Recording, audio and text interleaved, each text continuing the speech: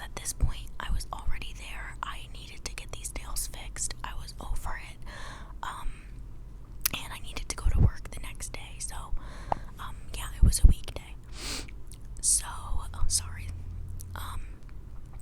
So I sat, and he had like me sit in the table behind him, and I sat there for like 10 more minutes ish, and then like this lady comes out and she's like, "Hi, I'm sorry, like just give me 10 minutes because I'm on my lunch break."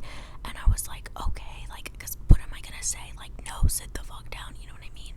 But I'm not even gonna lie, I was so mad because now it's like 1:20, and by the time she came out it was like 1:30, so I was already sitting there for like half an hour after my appointment when I could have like almost been gone, because y'all, I am not like patient at all.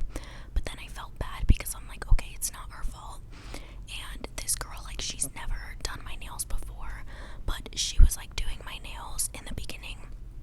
I had asked her if I could like take the original ones off and then get these but longer, and she like advised me like, no, it's not a good idea because you were just here like last week, basically it's gonna be painful. And oh my god, she was right. Like, it hurt so bad when I was getting my nails done. It felt like a chemical burn on my nails when she was like drilling it and everything. It hurt so bad.